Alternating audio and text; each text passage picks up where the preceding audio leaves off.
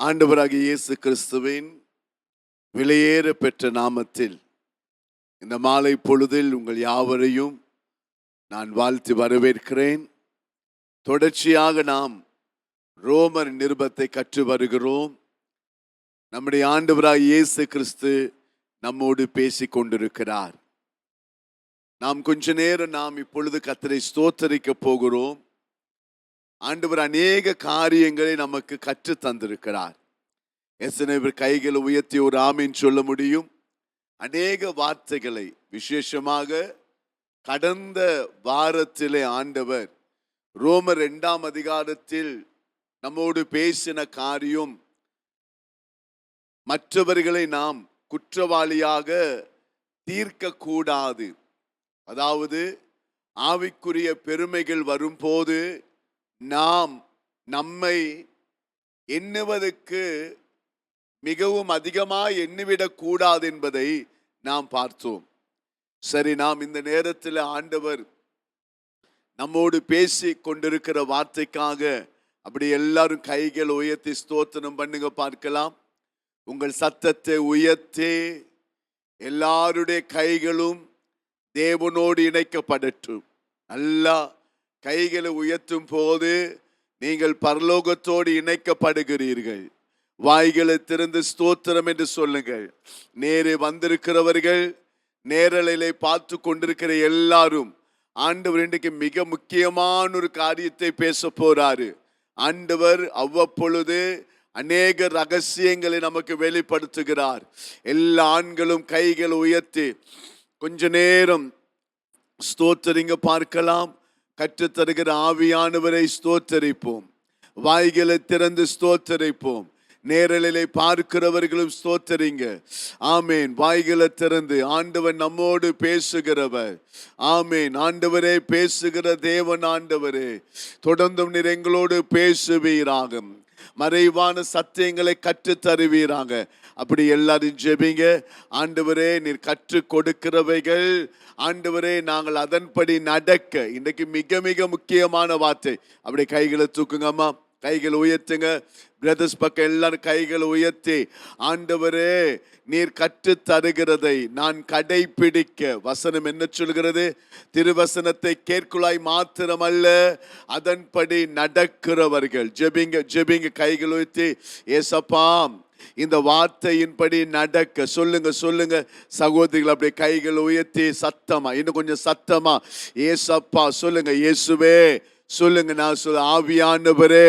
Brothers பக்கம் முன்னாடி பின்னாடி கைகளை உயர்த்தி, ஆவியானவரே சொல்லுங்க. ஆவியானவரே, நான் கற்றுக்கொள்ளுகிறவைகளை ஆண்டவரை கடைபிடிக்க. நேரலில் பார்க்க சொல்லுங்க. ஆண்டவரை கிருபை தருவீராக, கிருபை தருவீராக. ஆவியானவரை உதவி செய்வீராக.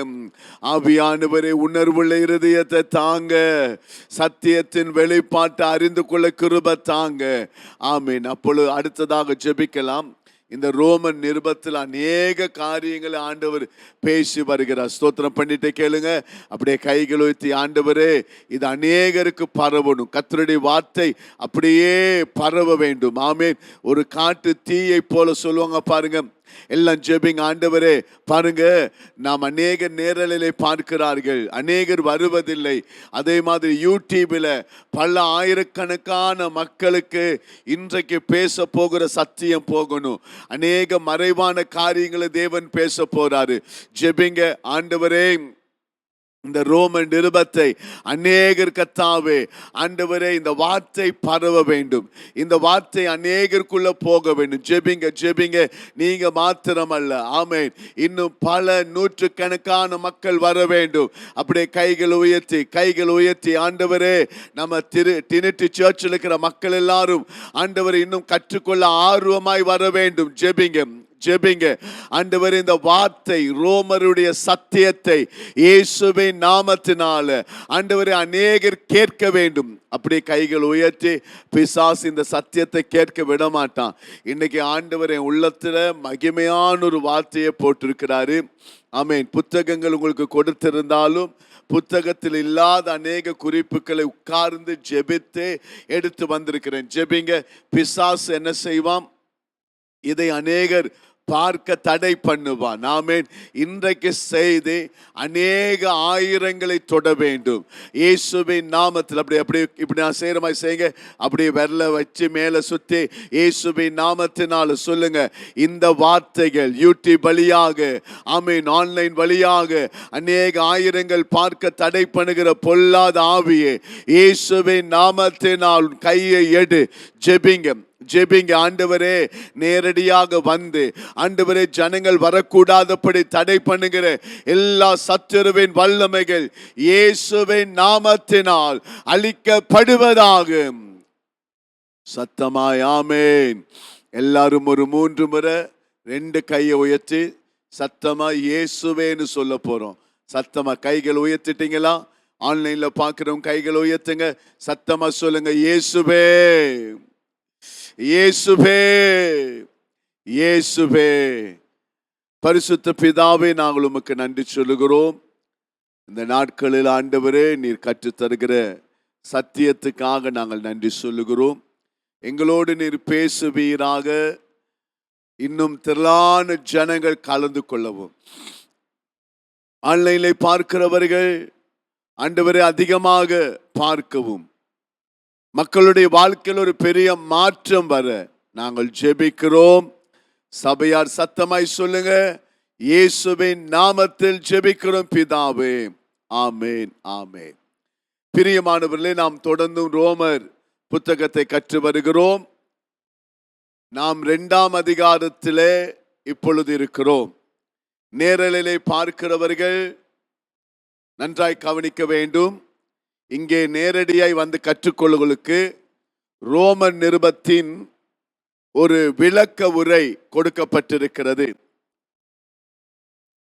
எல்லா குறிப்புகளும், பேசப்படுகிற செய்திகள் குறிப்புகளாக எங்கள் வேதாகம கல்லூரிக்காக நாம் ஆன்லைனில் நடத்துகிற வேதாகம கல்லூரிக்கு கொடுக்கப்படுகிற குறிப்புகள் தான் இங்கே கொடுக்கப்படுகிறது.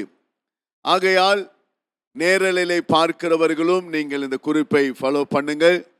நாம் குறிப்பு புத்தகம் இல்லாதவர்கள் பின்னாடி போய் இந்த குறிப்பு புத்தகத்தை வாங்கி கொள்ளுங்கள். நேரலில் அநேகர் பார்க்கிறீர்கள். நீங்கள் குறிப்பு புத்தகத்தோடு நேரத்தை ஒதுக்கி அடுத்த 1 மணி நேரம் நேரத்தை செலவு பண்ணுங்கள். நாம் கடந்த வாரத்திலே சில நிபந்தனைகள் அவ்வப்பொழுது சொல்லுகிறேன். கடந்த வாரத்தில் உங்கள் எல்லாருக்கும் ஒரு நல்ல பரிசு கொடுக்கப்பட்டது. எத்தனை பேர் பெற்றுக்கொண்டீர்கள்? அதை பெற்றதினால் சந்தோஷப்பட்டவர்கள் கைகளை உயர்த்தி ஆமென் சொல்லுங்கள். ஆமென். சரி, அநேகரை நான் பார்த்தேன். நீங்கள் நடத்தப்படுகிற வேத பாடத்துக்கு கேள்விகளுக்கு நீங்கள் பதில் எழுதவில்லை. நூற்றுக்கணக்கான ஜனங்கள் வந்தாலும் ஒரு 48 பேர் மாத்திரம்தான் 8 வாரமும் கேள்விகளுக்கு நீங்கள் பதில் எழுதினீர்கள். சகோதரர்கள் கொஞ்சம் ஆர்வமா இருக்க வேண்டும். புருஷர்கள், நீங்கள் வீட்டுக்கு போய் அடுத்த புதன்கிழமைக்குள்ள அந்த யூடியூப் சேனலை திரும்ப பார்த்து எழுத வேண்டும். வேதத்தோடு நீங்கள் இருக்க வேண்டும். ஆண்களை நான் தயவாய் கேட்டுக்கொள்கிறேன். இந்த முறையும் 2ஆம் அதிகாரம் போன வார கேள்விகள், அதாவது ஒரே ஒரு கேள்வி தான் கொடுக்கப்பட்டது. அநேகருக்கு கேள்விகள் எங்கே கேட்கப்படுகிறது என்று தெரியவில்லை. நீங்கள் யூடியூபிலே நீங்கள் போனீர்கள் என்றால் இந்த கேள்வி இருக்கும். நீங்கள் அந்த கமெண்ட்ஸ் பகுதியில் போய் பார்க்கலாம். கேள்விகள், போன வார கேள்வி தலைப்பே, செய்தியின் தலைப்பு குற்றவாளியாய் தீர்க்காதீர்கள். அதாவது யூத மத தலைவர்கள் இயேசுவை எவ்விதத்தில் குற்றம் சாட்டினார்கள். ஒரு 12 குற்றம் சாட்டுதலை நான் எழுத சொன்னேன். அவர் கல்வாரிக்கு போகிற வரைக்கும் இயேசுவை குற்றம் சாட்டி கொண்டு தான் இருந்தார்கள். போன வார செய்தியிலே நாம் யாரையும் குற்றவாளியை தீர்க்க கூடாது. ஆவிக்குரிய வாழ்க்கையில் சில பெருமைகள் வரும் போது நாம் குற்றவாளியை தீர்க்க கூடாது என்று பார்த்தோம். கேள்விகளுக்கு பதில் எழுதுங்கள். இன்றைக்குரிய கேள்விகளும் யூடியூபில் வரும். நான் பொதுவாக விரும்புவது கர்த்தருடைய வார்த்தையை எல்லாரும் கற்றுக்கொள்ள வேண்டும், எல்லாரும் விருப்பமாய் கேட்க வேண்டும். ஆனால் அநேகருக்கு ஆண்டவருடைய வார்த்தையை கேட்க வேண்டிய உணர்வு இல்லாமல் இருப்பது தான் எனக்கு வேதனையாய் இருக்கிறது. பிரியமானவர்களே, நான் உங்களை பார்த்து கேட்கிறேன். நீங்கள் இந்த செய்தியை கேட்ட பின்பு ஆன்லைன்ல இந்த செய்தி இருக்கும், உங்களுக்கு வாட்ஸ்அப்ல பல குரூப் இருக்கும் பாருங்க, எல்லாருக்கும் திரும்ப திரும்ப அனுப்புங்கள், அவர்கள் இதை கற்றுக்கொள்ளட்டும். அதே மாதிரி ஆன்லைனை பார்க்கிறவர்கள், உங்களுக்கு வாட்ஸ்அப்ல பல குரூப் இருக்கும், நீங்கள் எப்படியெல்லாம் வசனத்தை பரப்ப முடியுமோ வசனத்தை பரப்புங்கள். ஒரு காட்டு தீயை போல போகட்டும். என்னுடைய ஆசை எல்லாரும் கற்றுக்கொள்ள வேண்டும்.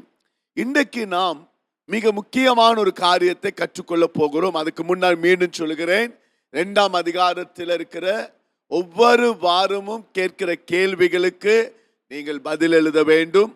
பின்னாடி கவுண்டர்ல கொடுக்க வேண்டும், சேர்த்து கொடுக்க கூடாது. 4 வாரம் சேர்த்து 2 வாரம் சேர்த்து நீங்கள் கொடுக்க கூடாது. அன்றன்றைக்குரிய கேள்விகளுக்கு அன்றன்று வாரம் நீங்கள் தர வேண்டும்.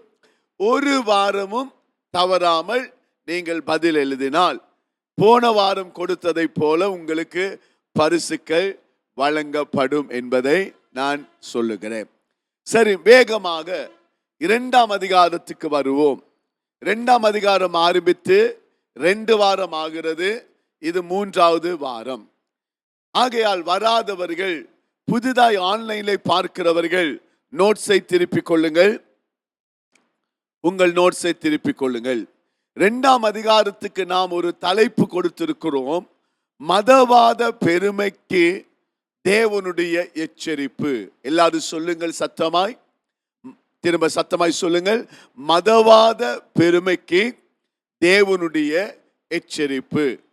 அதாவது யூதர்கள் நியாய பிரமாணத்தை கடைபிடிக்கிறோம், நாங்கள் அதிகமாக கடவுளோடு இருக்கிறோம், எல்லாம் தெரியும் என்று சொல்லி அவர்கள் பெருமைப்பட்டு புறஜாதியாரை குற்றம் சாட்டுகிறதை, குற்றவாளியை தீர்ப்பதைத்தான் 2ஆம் அதிகாரத்தில் நாம் பார்க்கிறோம். அப்பொழுது தேவனுடைய எச்சரிப்பு வருகிறது. நீங்கள் 2 வாரம் முன்னாடி நான் பேசின அந்த செய்தியை கேட்டால் 2ஆம் அதிகாரம் முழுவதையும் நான் பேசி முடித்திருப்பேன். நான் ஏற்கனவே சொன்னதை போல நாங்கள் ஆன்லைன்ல பைபிள் காலேஜ் நடத்துகிறோம். இதே ரோமர் புத்தகத்தை 16 அதிகாரத்தை 16வது வாரத்திலே நான் முடித்தேன். ஒரு நாள் ஒரு அதிகாரம். ஆனால் இங்கே அப்படி அல்ல. இங்கே நாம் ஒரு அதிகாரத்துக்கு கிட்டத்தட்ட நாம் 15 வாரங்கள் செலவு பண்ணியிருக்கிறோம். ஏன்? நாம் கற்றுக்கொள்ள வேண்டும். அப்ப நல்ல தெளிவாய் கவனிங்கள். ஒரு அதிகாரம், 2ஆம் அதிகாரத்தை நாம் பேசினோம். போன வாரம் நாம் என்ன பேசினோம்? யாராவது சொல்ல முடியுமா? போன வாரம் நாம் பேசினது குற்றம் சாட்டாதீர்கள், குற்றம் தீர்க்க வேண்டாம், குறை சொல்ல வேண்டாம். அதை நாம் 1ஆம் வசனத்திலிருந்து 2ஆம் அதிகாரம் 1ஆம் வசனத்திலிருந்து நாம் 3ஆம் வசனம் வரைக்கும் பார்த்து விட்டோம்.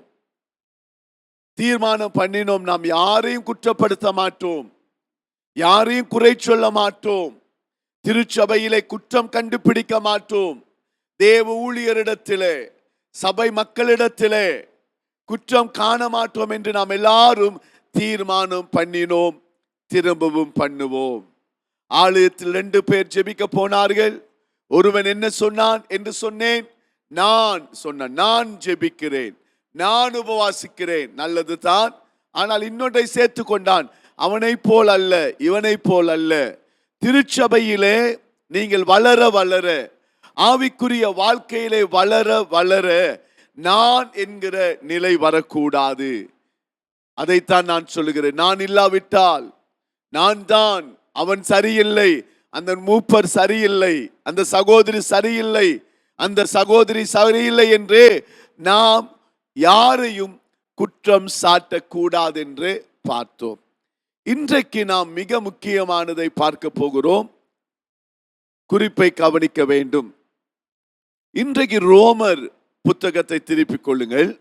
2ஆம் அதிகாரம் 4ஆம் 5ஆம் வசனத்தை மட்டும் தியானிக்க போகிறோம். ரோமர் 2ஆம் அதிகாரம் 4ஆம் 5ஆம் வசனம். தலைப்பு: தேவ தயவை அசட்டை பண்ணாதீர்கள்.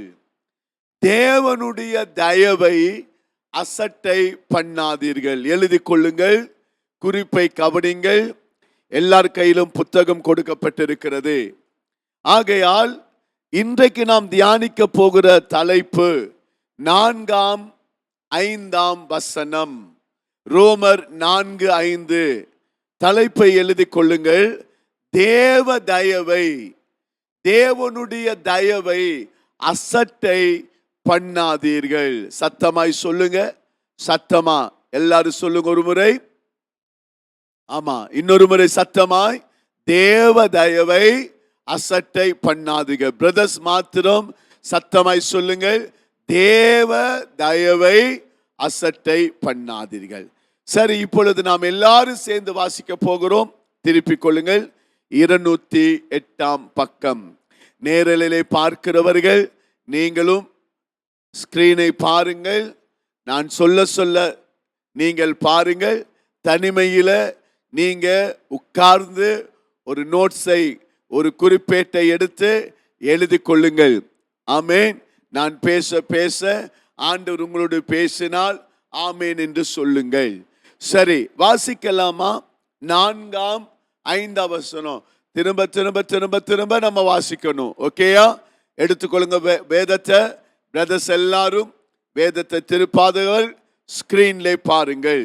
அல்லது சத்தமாய் சத்தமாய், அல்லது தேவ தயவு நீ குணப்படும்படி உன்னை ஏவுகிறது என்று அறியாமல், இன்னும் கொஞ்சம் சத்தமாய், அவருடைய தயவு, பொறுமை, நீடிய சாந்தம் இவைகளின் ஐஸ்வர்யத்தை அசட்டை பண்ணுகிறாயோ. 5ஆம் வசனம் சத்தமாய், உன் மன கடினத்துக்கும் குணப்படாத இருதயத்துக்கும் ஏற்றபடி தேவனுடைய நீதியுள்ள நியாய தீர்ப்பு வெளிப்படும் கோபாக்கினை நாளிலே உனக்காக கோபாக்கினையை குவித்து கொள்ளுகிறாயே. ரைட், வாசித்தோம் அல்லவா? புரியலன்னா நம்ம திரும்ப வாசிப்போம். நம்ம வந்திருப்பது கற்றுக்கொள்ள. சரி, 4ஆம் வசனம் திரும்ப வாசிக்க போகிறோம். எழுதுவதை நிறுத்துங்கம்மா. நிறுத்தி 4ஆம் வசனம் வாசிங்கள். அல்லது தேவ தயவு, இன்னும் கொஞ்சம் சத்தமாய், தேவ தயவு நீ குணப்படும்படி உன்னை ஏவுகிறது என்று அறியாமல் அவருடைய தயவு, பொறுமை, நீடிய சாந்தம் இவைகளின் ஐஸ்வர்யத்தை அசட்டை பண்ணுகிறாயோ. சரி, ஒவ்வொரு வார்த்தையாய் தியானிக்க போகிறோம். இன்றைக்கு செய்தி எனக்கு என்ன ஆசை தெரியுமா? எல்லா மக்களுக்குள்ளும் போகணும். இந்த ட்ரினிட்டி சர்ச், இதற்காக தான் இந்த வேத பாடம். உலகத்துல பல பாகத்திலிருந்து பார்த்தாலும் இந்த ட்ரினிட்டி சர்ச்சில் இருக்கிற எல்லாரும் எல்லாரும் எல்லாரும் கேட்க வேண்டும். இன்றைக்கு ஜெபிக்கும் போது ஆண்டவர் பல குறிப்புகளை இதற்கு தந்தார். உங்கள் புத்தகத்திலே நான் கொடுக்காத குறிப்புகளை நான் பேச போகிறேன். சரி, இப்ப ஆரம்பிக்கலாம். ஆரம்பமாகுது எப்படி என்றால், 4ஆம் வசனத்தை கவனிங்கள். முதல் சொல் என்னது? அல்லது என்று வருகிறது. அல்லது, கொஞ்சம் மேலோட்டமாய் பேசி கொஞ்சம் ஆழத்துக்கு போகிறேன். அல்லது என்று ஆரம்பிக்கிறது. அல்லது என்றால் என்ன? அப்படியானால் நீங்கள் 3ஆம் வசனத்துக்கு போக வேண்டும். 3ஆம் வசனத்தை திருப்பிக் கொள்ளுங்கள். 3ஆம் வசனத்தை பாருங்கள், நல்ல கவனிங்க. இப்படிப்பட்டவைகளை வாசிக்க சத்தமாய் சத்தமாய், இப்படிப்பட்டவைகளை செய்கிறவர்களை குற்றவாளி என்று தீர்த்தும் சத்தமாய், அவைகளை செய்கிறவனே நீ தேவனுடைய நியாய தீர்ப்புக்கு தப்பிக்கொள்ளலாம் என்று நினைக்கிறாயோ என்று சொல்லி அல்லது என்று சொல்லுகிறார். அப்ப இங்க என்ன சொல்றாருன்னா, யூதர்கள் என்ன நினைச்சாங்கன்னா, நியாய தீர்ப்புக்கும் தண்டனைக்கும் தப்பித்து கொள்ளலாம் என்கிற ஒரு நிலை. 2 நிலை. 3ஆம் 4ஆம் வசனத்தில் யூதருடைய 2 நிலையை பார்க்கிறீர்கள். என்ன நிலை பார்க்கிறீர்கள்? 3ஆம் வசனத்தை அவங்க நினைக்கிறாங்கன்னா, நம்ம ஆண்டவர் தானே, நம்ம தண்டனைக்கு, நம்ம நியாய தீர்ப்புக்கு என்ன செய்யலாம், நாம் தப்பித்து கொள்ளலாம் என்று சொல்லி அவர்கள் நினைக்கிறார்கள்.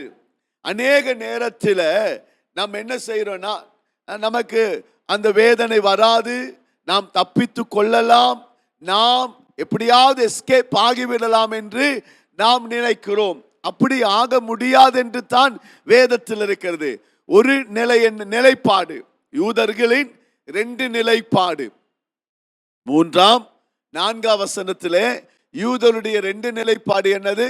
நாம் தப்பித்து கொள்ளலாம், நம்ம தப்பு பண்ணலாம், ஆனா தப்பிச்சிடலாம், எஸ்கேப் ஆகலாம்.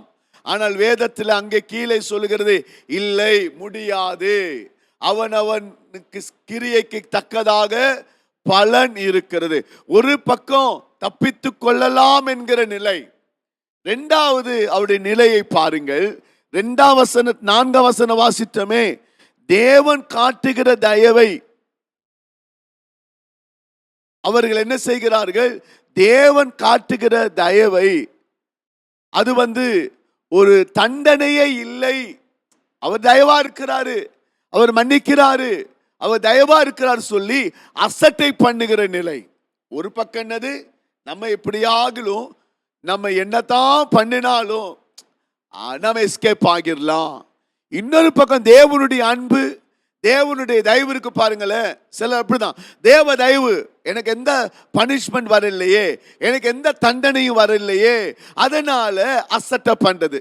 அது என்ன பெருசு, நான் எவ்வளவு செஞ்சு ஒண்ணுமே எனக்கு நடக்கலையே, நான் எவ்வளவு தப்பு செய்யறேன், எனக்கு எதுவுமே நடக்கலையே. அதுதான் 3ஆம் வசனத்துல, நீ குற்றமாய் தீர்க்கிறியே, மற்றவர்களுக்கு குற்றவாளியாய் சொல்லுகிறே, அதை நீ செய்கிறாய், நீ தண்டனைக்கு தப்பிக்கலாம் நினைக்கிறாயா? என்னது? முதலாவது, நான் என்ன பண்ணாலும் தப்பிச்சுடுவேன், என்ன பண்ணாலும் எனக்கு நான் எஸ்கேப் ஆகிடலாம். புரியுதா? 2வது நிலையை பாருங்க. 4ஆம் வசனத்தை தயவு காட்டுறாரு. அவன் என்னதான் தப்பு பண்ணினாலும், அதாவது ஒரு தயவு வருகிறது. ஏன் தயவு வருது? அதுதான் நீங்க பேச போறோம். ஆண்டவர் தயவு தர்றாரு, சான்ஸ் தர்றாரு, ஆண்டவர் டைம் தர்றாரு, தேவன் பொறுமையா இருக்கிறாரு, தேவன் சாந்தமா இருக்கிறாரு. இன்னைக்கு இல்ல, நாளைக்கு திருந்துவான், நாளைக்கு திருந்துவான், நாளைக்கு நாளைக்கு நாளைக்கு அப்படியே சொல்லும் பொழுது நம்ம என்ன செய்யறோம்? அசட்டை பண்றோம். இப்ப நம்ம சர்ச்சுக்கு வரலன்னா நம்ம எதுவும் நடக்கலையே, நான் நல்லதானே இருக்கிறேன். நல்லா புரிஞ்சுக்கொள்ளுங்க. இன்னைக்கு நான் ஒரு மறைவான சத்தியத்தை தான் பேச போறேன். 2 நிலையில சபை இருக்கு. ஒன்று, தவறு செய்யும் போது அதை பார்த்து கொள்ளலாம், நம்ம தப்பிச்சலாம் எப்படி ஆகிலும். இன்னொன்று, 4ஆம் வசனத்துல தயவு செய்யறாரு. நம்ம தான் சர்ச்சுக்கு வரல, நம்ம தான் ஜெபிக்கிறது இல்லை, எனக்கு ஒண்ணுமே நடக்கலையே, நான் நல்லா தான் இருக்கிறேன் சொல்லி அப்ப திரும்பவும் அசட்டை பண்ண தோண்டுகிறது. நான் அடுத்த 4ஆம் வசனத்தின் ஆழத்துக்கு போக முன்னாடி தயவு செய்து சொல்லுகிறேன், எனக்கு வாய்ப்புகள் கிடைக்கிறது. நான் தவறு செய்யும் போது வாய்ப்புகள் கிடைக்கிறது. நான் விழுந்து கொண்டிருக்கும் போது எனக்கு எழும்ப வாய்ப்பு கிடைக்கிறது. தேவன் பலமுறை என்னோடு பேசுகிறார். யூதருடைய 2 நிலைப்பாடு, அல்லது என்கிற வார்த்தைக்கு பேசிக் கொண்டிருக்கிறேன். என்ன சொல்லுகிறார்கள்? வாய்ப்பு கிடைக்கும் போது அசட்டை பண்ணா. நான் பாரு, நீங்க சர்ச்சுக்கு போறீங்க, நான் சர்ச்சுக்கு வரலையே, நான் திருவந்துக்கு மட்டும்தான் வர்றேன், நான் ஒழுங்கா பைபிள் வாசிக்கிறது இல்ல, எனக்கு ஒண்ணுமே நடக்கலையே, என் வியாபாரம் நல்லா இருக்கு. அசட்டை பண்ணப்படுதல், அது ஜீவியம் இல்ல. புரிகிறதா நான் பேசுறது? புரிகிறதா? அது ஒரு பெரிய கவனம் செலுத்துவதில்லை. நம்ம பார்க்கலாம், இதை தான் நம்ம கொஞ்சம் பார்க்க போறோம், டீப்பா பார்க்க போறோம். எத்தனை பேருக்கு புரிகிறது? அந்த ஒரு சொல் அல்லதுக்கு தேவன் காட்டுகிற தயவு. நான் மீண்டும் மீண்டும் சொல்றேன், எனக்கு தெரியும் எத்தனை பேர் பேசி இருக்கிறாங்க, நாங்க ஒழுங்கா வர்றது இல்லை. பாருங்க, நல்லதான் இருக்கிறோம், மாசத்துக்கு ஒருக்கா போன போதும். அசட்டை, பைபிள் ஸ்டடி அசட்டை பண்ணப்படுதல், அது கீழே பார்க்கலாம். இந்த ஒரு அல்லதுக்கு நான் சொல்றேன். இப்ப நீங்க கவனிங்க, 4ஆம் வசனம். 4ஆம் வசனத்திலே சில முக்கிய சொற்களுக்கு கோடு போட போகிறோம். மீண்டும் சொல்லுகிறேன், யூடியூப்ல விட்டுட்டு போயிடாதீங்க, கவனமா கேளுங்க. எல்லாரும் கவனம் உட்கார்ந்து கேளுங்க. முதலாவது 2 பிரிச்ச யூதருடைய நிலைப்பாடு என்னது? நம்ம எஸ்கேப் ஆகிடலாம், கடைசி நேரத்தில் எஸ்கேப் ஆகிடலாம், எங்களுக்கு தண்டனை இருக்காது, அது ஒரு காரியம். 2வது, நம்ம தப்பு பண்றோம், நமக்கு ஒண்ணுமே வரலையே, நம்ம நல்லத்தான் இருக்கிறோம் என்று நிலை வரும் போது ஒரு அசட்டை, தயவை அசட்டை பண்ணுதல். அதுக்குத்தான் நான் பிறகு கீழே கொண்டு வர போறேன், நல்ல கவனிங்க. 4ஆம் வசனத்தை சில கோடிட போகிறோம். ஏன்னா நம்ம ஆண்டவர் நமக்கு வழி நடத்தினா அடுத்த வாரம் கொஞ்சம் 4ஆம் வசனத்தை தியானிக்கலான்னு விரும்புறேன். இதுல கவனிங்க, நீ குணப்படும் படிக்கு கோடிடுங்க. எல்லாரும் பைபிள் எடுங்க, பைபிள கோடிடுங்க. நீ குணப்படும் படிக்கு. அடுத்தது, உன்னை ஏவுகிறது என்று. உன்னை ஏவுகுது. ஆண்டவர் ஏவுறார், ஆண்டவர் பேசுகிறார், ஆண்டவர் சொல்லுகிறார், விக்டர் நீ குணப்படணும். என்ன அர்த்தம்? இப்ப ஆண்டவர் என்ன செய்யறாருன்னா, குற்றம் சாட்டுகிறவர்களை, தவறு செய்கிறவர்களை, குற்றம் சாட்டுகிறவர்கள் அவர்களே தவறு செய்கிறார்கள், அவர்களே மத பெருமையில் இருக்கிறார்கள், அவர்களே நாங்கள் தான் சரியானவர் சொல்லுகிறார்கள். ஆண்டவர் என்ன செய்யறாரா?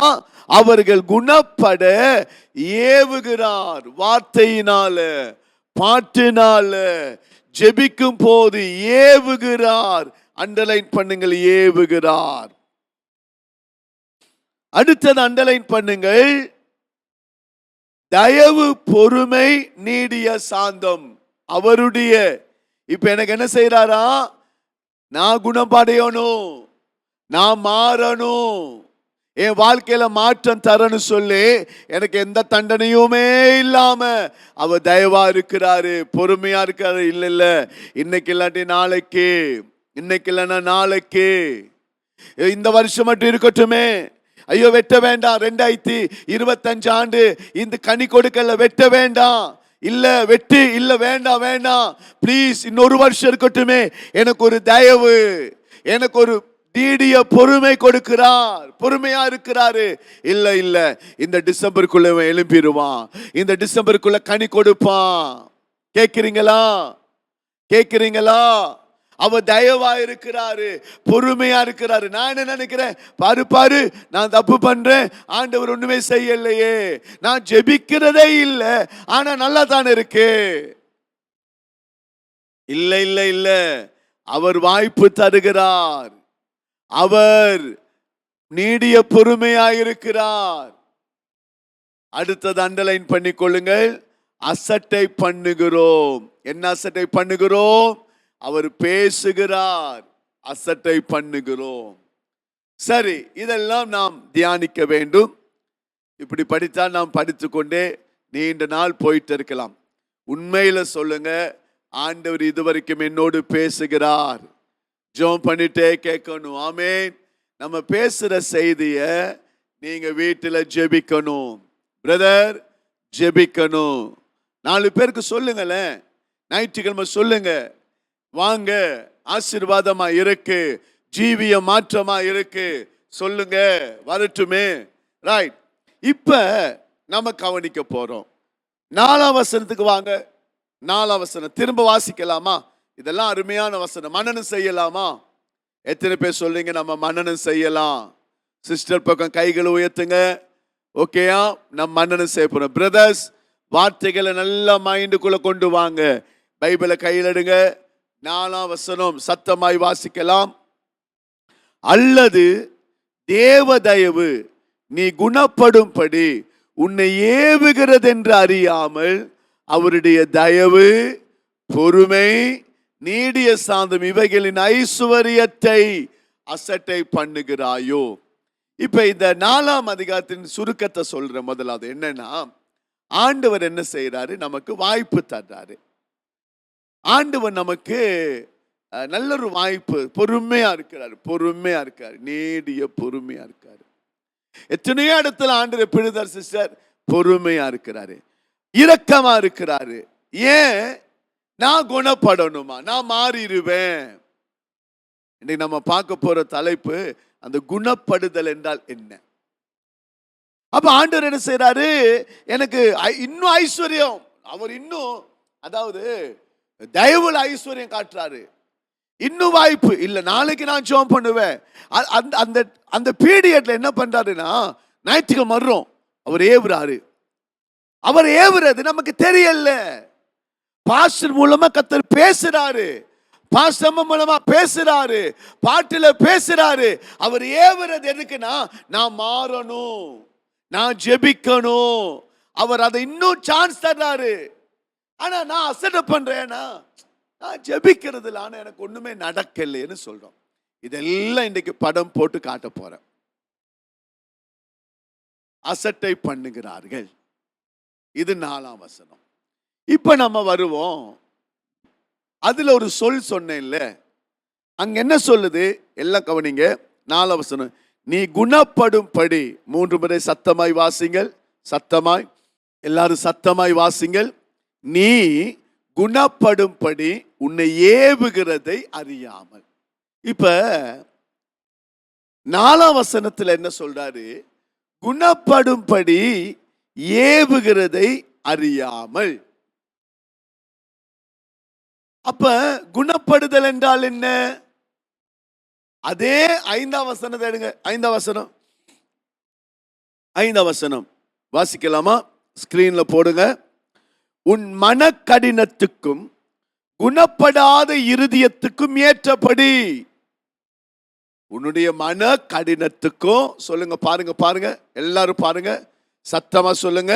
உன் மன கடினத்துக்கும், சத்தமா, குணப்படாத, சத்தமா, குணப்படாத இருதயத்துக்கு ஏற்றபடி. அப்ப ஏன் சபையில பிரசங்கம் ஏவப்படுது? ஏன் ஆண்டவர் நம்ம ஜெபிக்கும் போது ஏவுகிறார்? ஏன் ஆவியானவர் நம்மோடு பேசுகிறார்? நம்ம அதை அறிய மாட்டேங்க. அவர் தான் பேசுறாரு, கர்த்தர் பேசுறாருன்னு நமக்கு அறிவு இல்லாம போகுது. அறியாம அப்படியே குணப்படாம கடினமா இருக்கிறோம். அப்ப குணப்படுதல் என்றால் என்ன என்று பார்க்கணும். இங்கே சொல்லப்படுகிற குணப்படுதல் வியாதியிலிருந்து குணப்படுவது அல்ல. நல்ல கவனிங்க. ஏன் தயவு தர்றாரு சொன்னேன், ஏன் பொறுமையா இருக்கிறாரு? இப்ப வியாதியிலிருந்து சுகமாக்க அவர் பொறுமையா இருக்க அவசியம் இல்லை. ஏன் வியாதி குணமாக நான் தான் பொறுமையா இருக்கணும், நான் குணப்பட அவர் பொறுமையா இருக்கணும் அவசியம் இல்லை. அப்ப இங்க சொல்லப்படுகிற குணப்படுதல் வியாதியிலிருந்து அல்ல. அப்ப அவர் தயவு ஏன் தர்றாரு? ஏன் வாய்ப்பு தருகிறார்? ஏன் கோவப்படாம இருக்கிறாரு? இன்னும் இரக்கம் பாராட்டுறாரு, நான் குணப்பட. அப்ப இங்கே சொல்லப்படுகிற குணப்படுதல் என்ன? ரொம்ப வசனம் வாசிக்க போறோம். அப்போஸ்தலர் திருப்பிக் கொள்ளுங்கள். அப்போஸ்தலர் 3ஆம் அதிகாரத்தை எடுத்துக்கொள்ளுங்கள். எத்தனை பேர் கேட்கிறீங்க? சத்தமா ஒரு ஆமீன் சொல்லுங்க. அப்போஸ்தலர் 3ஆம் அதிகாரத்தை எடுத்துக்கொள்ளுங்கள். 3ஆம் அதிகாரம் 20ஆம் வசனத்தை சத்தமாய் வாசிப்போம். 20ஆம் வசனம் 2 முறை வாசிக்கலாமா? உங்கள் பாவங்கள் நிவர்த்தி செய்யப்படும் பொருட்டு நீங்கள் மனம் திரும்பி குணப்படுங்கள். புரியுதா? திரும்ப வாசிங்கம்மா. எல்லாரும் பைபிளை பாருங்க. எல்லாரும் பிரதர்ஸ் ப்ளீஸ் பைபிளை பாருங்க. வசனம் எந்த அளவு உள்ள போகுதோ அவ்வளவு வெற்றி. சரி, வாசிக்கலாம். ஸ்டார்ட். உங்கள் பாவங்கள் நிவர்த்தி செய்யும் படும் பொருட்டு நீங்கள் மனம் திரும்பி குணப்படுங்கள். அப்ப குணப்படுங்கள் என்றால் என்ன? யாராவது சொல்லுங்க. குணப்படுதல், சகோதரி பக்கம் யாராவது சொல்லுங்க. குணப்படுதல் என்றால் என்ன? குணப்படுதல் என்றால், பிரதர்ஸ் பக்கம் குணப்படுதல் என்றால் என்ன? வசனத்தை பாருங்க, வசனத்தை பாருங்க, எல்லாரும் பாருங்க, சொல்லுங்க சொல்லுங்க. வார்த்தையை பாருங்க, வார்த்தையை பார்த்து சொல்லுங்க, சத்தமா சொல்லுங்க. அப்ப குணப்படுதல் என்றால் ஏன் பொறுமையா இருக்கிறாரு? விக்டர் ராஜமணி மேல, டிரினிட்டி சர்ச் மக்கள் மேல ஏன் தயவா இருக்கிறாரு? ஏன் பொறுமையா இருக்கிறாரு? அவன் நினைச்சு அழிச்சிடலாம், அவன் நினைச்ச ஒரு சாபத்தை தரலாம். இல்ல, வேண்டாம் வேண்டாம் வேண்டாம் வேண்டாம், இந்த வருஷம் அவன் கண்டிப்பா குணப்படுவான். அப்ப குணப்படுதல் என்றால் என்ன? உங்கள் பாவங்கள் நிவர்த்தி செய்யும் பொருட்டு நீங்கள் மனம் திரும்புதல் தான் குணப்படுதல். எழுதிக் கொள்ளுங்கள், மனம் திரும்புதலே குணப்படுதல்.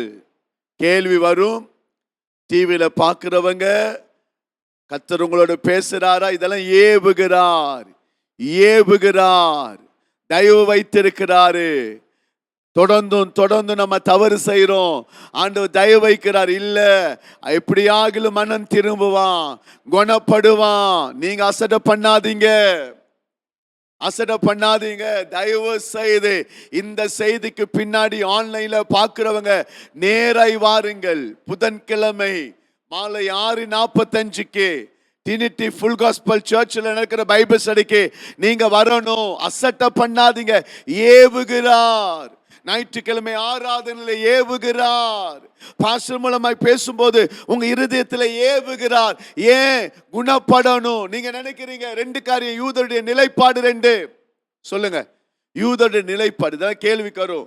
முதல் நிலைப்பாடு, நம்ம தண்டனையே கிடைக்காதப்பா, நம்ம தண்டனையே இல்லாம என்ன செய்யலாம்? நம்ம தப்பித்துக் கொள்ளலாம். இரண்டாவது நிலைப்பாடு, அவர் தான் எனக்கு அடிக்கல, அவர் தான் எனக்கு சாபம் தரலையே. அப்ப என்ன பண்றாங்கன்னா, அவர்கள் அசட்டை பண்ணுகிறார்கள். அப்ப குணப்படுதல் என்றால் என்ன? பாவத்திலிருந்து மனம் திரும்புதல். இன்றைக்கு ஆவியானவர் உங்களோடு பேசுகிறார். ஏதோ ஒரு காரியத்தில் நாம் விழுந்து கிடைந்தால் ஆவியானவர் பேசுகிறார். அப்படி எல்லாரும் இனி கர்த்தர் நம்மோடு அதிகமா ஏவ போகிறார். ஒரு நிமிடம் எல்லாரும் அப்படி எழுதுறதை விடுங்கம்மா. ஐயா, பைபிள் பார்க்கறது விடுங்க, கைகள் அப்படி உயர்த்துங்க. எல்லாரும் ஒரு நிமிடம் ஜெபிக்க போகிறோம். எனக்கு தெரியல, ஆவியானவர் மிக முக்கியமாய் பேசி கொண்டிருக்கிறார். இன்னைக்கு மாலையில நான் உட்கார்ந்து மத்தியான வேளையில இந்த நோட்ஸை வாசித்து கொண்டிருந்தேன். உங்களுக்கு கொடுத்த நோட்ஸை ஆண்டவர் அநேக வார்த்தைகள் என்னோடு பேசினார். எல்லாரும் கைகளை உயர்த்தி, ஆண்டவர் நமக்கு ஒரு நல்ல வாய்ப்பு தருகிறார். இந்தியா தேசத்துக்கு ஆண்டவர் வாய்ப்பு தருகிறார். 4ஆம் வசனம், தயவு, இன்னும் நீடிய பொறுமையா இருக்கிறார். ஏனென்றால் இன்னைக்கு இல்லைன்னா நாளைக்கு உங்க குணப்படுவாங்க. நாம் அசட்டை பண்ணி கொண்டிருக்கிறோம். குணப்படுதல் என்றால் மனம் திரும்புதல். அநேக வசனங்கள் காட்ட போறேன். எல்லாம் கொஞ்சம் கைகள் உயர்த்தி, ஆண்டவரே ஒரு உண்மையான மனம் திரும்புதலை தாரும், உண்மையான ஒரு மனம் திரும்புதலை தாரும் ஆண்டவரே. கையை தூக்க மாட்டீங்களா? எல்லாரும் பின்னாடி தம்பிமார்கள் எல்லாம் கைகளை உயர்த்துங்க. எல்லாரும் கையை உயர்த்தி, ஆமேன் ஆமேன். ஆண்டவர் தயவு பாராட்டுகிறார்.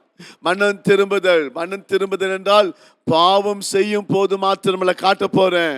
பாவத்தில் நான் ஜெபிக்கலையா, மனம் திரும்பணும். ஆண்டவரே என் மனதை உங்க பக்கமா திருப்புறப்பா. ஆண்டவர் தயவு தர்றாரு. சபையே ஜெபிக்கவா ஜெபிக்கவா என்று சொல்லுகிறார். ஜெபத்துக்கு வர சொல்லுகிறார். ஆண்டவர் வேத பாடத்துக்கு வர சொல்லுகிறார். நான் உன்னோடு கொஞ்சம் பேச வேண்டும், நான் உன்னை கட்டி எழுப்ப வேண்டும் என்று விரும்புகிறார். சொல்லுங்க, ஆண்டவரே என்னை மன்னிங்கப்பா. ஒரு மனம் திரும்புதலின் ஆவியை தருவீராக, மனம் திரும்புதலின் ஆவியை தருவீராக.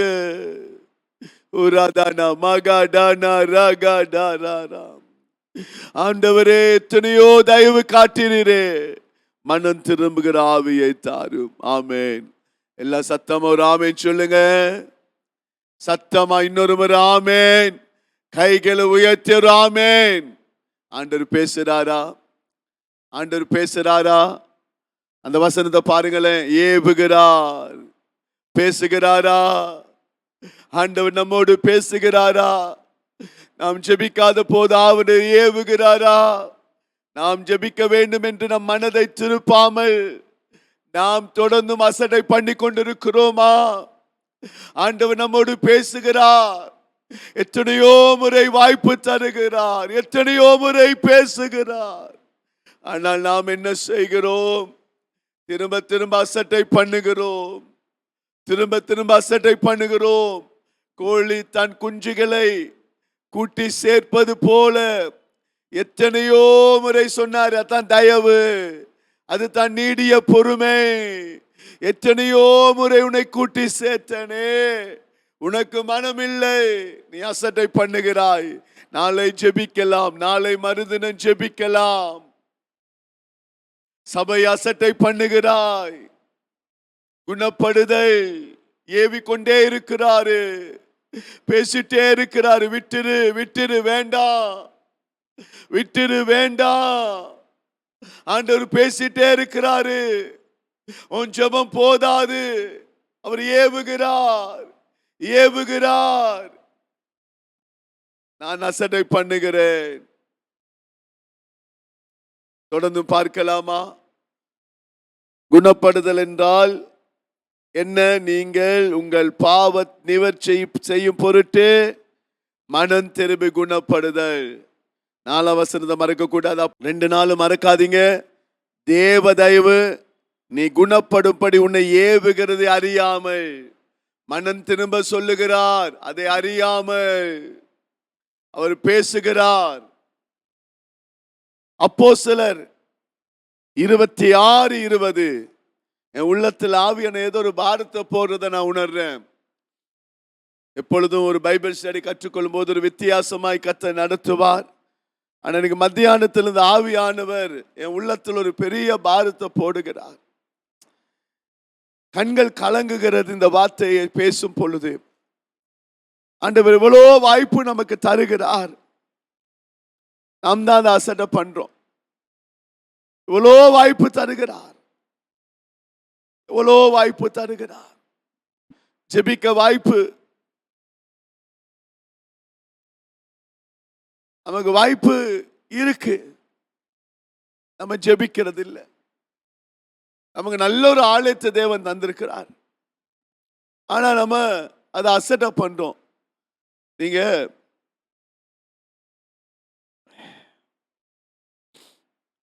கல்ஃப் கண்ட்ரி பக்கம் போய் பார்த்தீங்கன்னா, இந்த துபாய், கட்டார், சவுதி, இங்கெல்லாம் நீங்க போய் பார்த்தீங்கன்னா ஒரு பெரிய காம்பவுண்ட் இருக்கும். சின்ன சின்ன இதே மாதிரி பெரிய ஆள் இருக்கிறது, இதை விட ஒரு பெரிய இடம் இருக்கிறது. 40 பேர், 50 பேர், 100 பேர் உட்கார மாதிரி ஒவ்வொரு ரூம் இருக்கும். அங்க போனீங்கன்னா 1.5 மணி நேரம் 2 மணி நேரம் தான் ஆராதனை. நீங்க ஆராதனை பண்ணிட்டே இருப்பீங்க. அடுத்த சர்ச்காரங்க வெளியே நிற்பாங்க. சரியா 8 மணினா 8 மணிக்கு உங்க முடிச்சிடணும். நீங்க முடிக்கலைன்னா அவங்க உள்ள வந்து அவங்க மைக்கை செட் பண்ண ஆரம்பிச்சிருவாங்க. இவங்க 8 மணிக்கு வெளியே போவாங்க, அவங்க 8 மணிக்கு உள்ள வருவாங்க. அவங்க சரியா 10 மணிக்கு முடிக்கணும். அடுத்த கிரௌட் வெளியே நிற்கும். அங்க பேய் துரத்த முடியாது, ஜெபிக்க முடியாது, எல்லாம் வெளியே தான் செய்யணும். ரோட்ல தான், வெளியே காம்பவுண்ட்ல தான் செய்யணும்.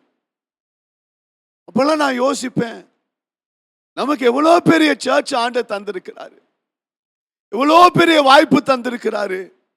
அண்மையில சாஜாக்கு போயிருந்தேன்.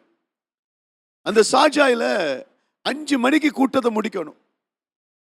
5 மணிக்கு முடிக்க முன்னாடி 4:50க்கு ஆவியான இறங்கி அநேகருக்கு பொல்லாத ஆவிகள், பிசாசுகள் ஒன்னொன்னா கீழே விழுறாங்க. என்னத்தான் ஆவியான அசைவானாலும் 5 மணிக்கு நம்ம முடிச்சுதான் ஆகணும். அவங்க உள்ள வந்துட்டாங்க. அடுத்த ஆராதனை ஆப்பிரிக்கன் உள்ள வந்துட்டாரு. எல்லாரும் வந்துட்டாங்க. 5 மணிக்கு முடிக்கிறோம். பிசாசு பிடித்து விழுந்தவங்க அப்படியே கீழே இருக்கிறாங்க. அப்படியே தூக்கி வெளியே கொண்டு வர்றாங்க. எங்க காம்பவுண்ட் கொண்டு வராங்க. அங்க நானும் என் மனைவியும் ஜாம் பண்ணி போது ராத்திரி ஒரே வேதனை. அந்த பிசாசு கூட நம்மளை துரத்துறதுக்கு ஒரு இடம் இல்லையே. வெளியே துரத்துறோம், ஆட்கள் பார்க்கிறாங்க. ரொம்ப வேதனையா இருந்துச்சு. நமக்கு ஆண்டவர் இந்தியாவில் நல்ல சர்ச்சை தந்து எவ்வளவு நேரம் ஆராதிக்கலாம், ஆனா நம்ம அசட்டை பண்றோம். நம்ம அசட்டை பண்றோம். அன்றைக்கு ராத்திரி நான் என் மனைவி பேசணும், எவ்வளோ கர்த்தர் நமக்கு கிருபை தந்திருக்கிறார், எவ்வளோ தயவு பாராட்டி இருக்கிறாரு. எத்தனையோ பேருக்கு சர்ச் இல்ல, எத்தனையோ பேருக்கு நல்ல ஆராதனை இல்ல, நமக்கு ஆண்டவர் எவ்வளோ கிருபை தந்தாரு. ஆனா நம்ம இன்னும் குணப்பட இல்லையே, நம்ம மனம் திரும்பவில்லையே. ரொம்ப காரியம் பேச இருக்கு. அதான் என் உள்ளத்துல என்னன்னு தெரியல, உள்ள உடைஞ்சிட்டே இருக்கு. கர்த்தருடைய ஆவியான ஏவிட்டு இருக்கிறாரு. கர்த்தர் பேசுறாரு, சொல்றவங்க மட்டும் ஆமென் சொல்லுங்க. வாய்ப்புகளை கொடுத்து கொண்டே இருக்கிறாரு. அப்போஸ்தலர் 26 திருப்புங்கள், 26:20.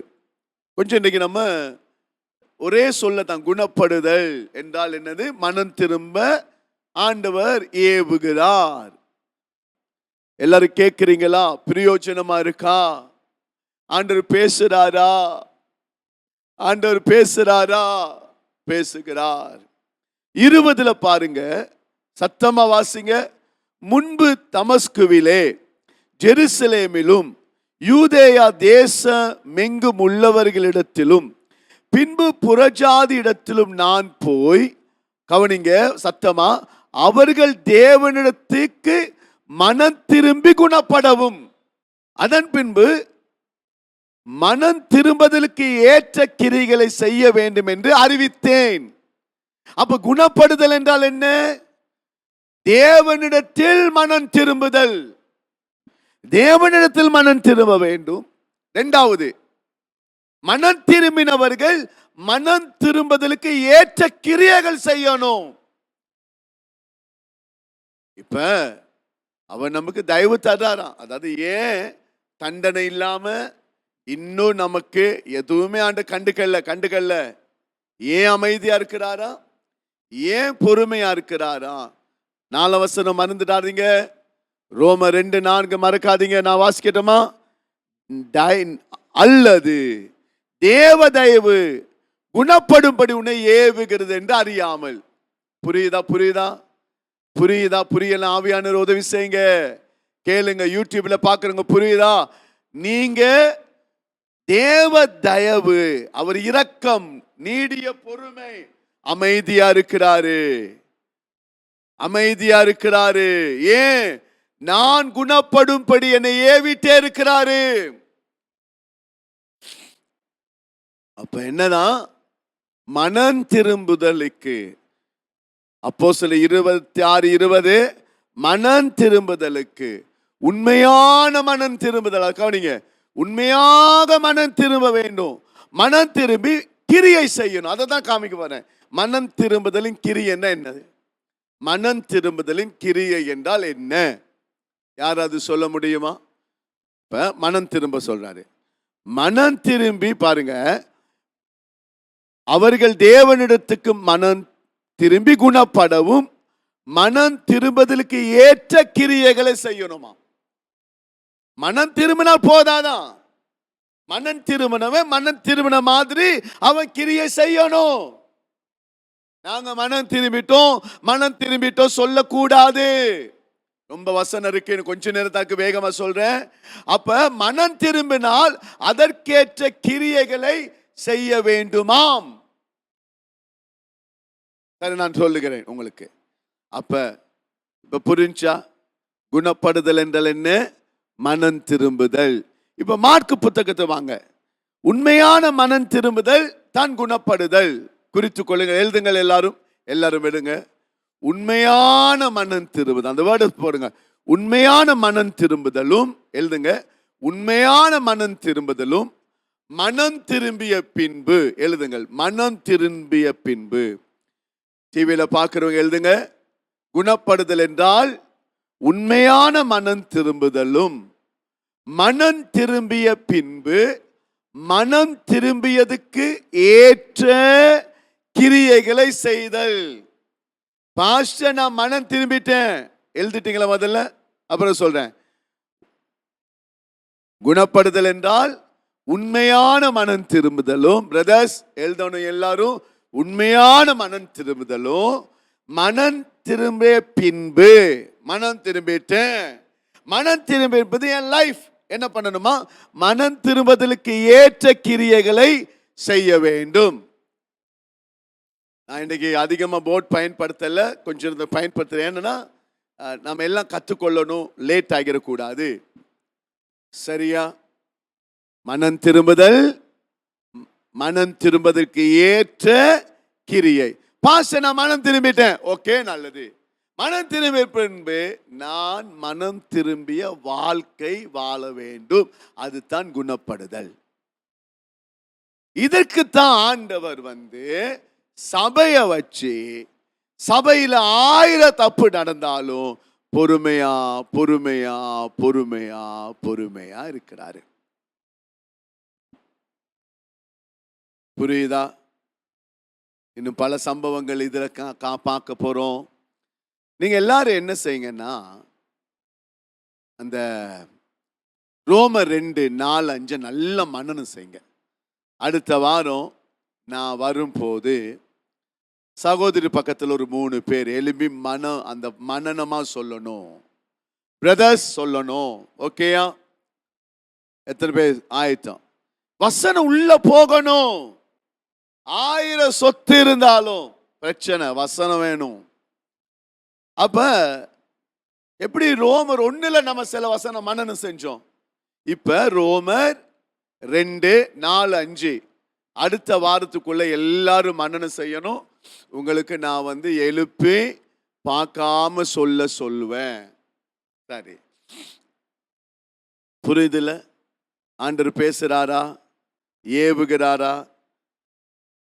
ஏன் ஏவுகிறார்? நான் மனம் திரும்பணும்.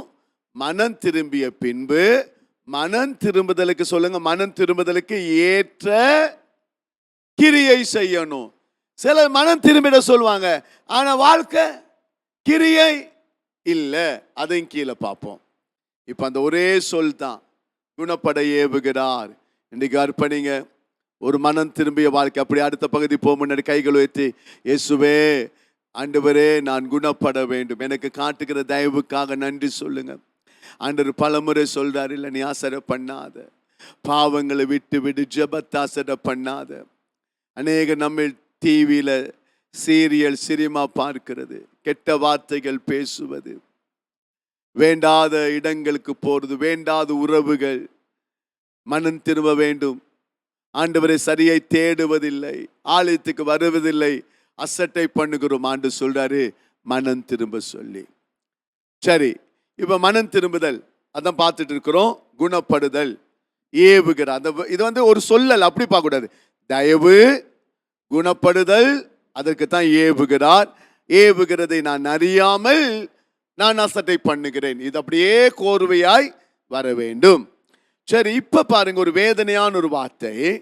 மாற்கு புத்தகம் திருப்புங்களேன். மாற்கு, அங்கேயும் குணப்படுதல் இருக்கு. இது வியாதி குணப்படுதல் அல்ல, மனம் திரும்புதலும் மனம் திரும்புதலுக்கு ஏற்ற வாழ்க்கை வாழுதல்.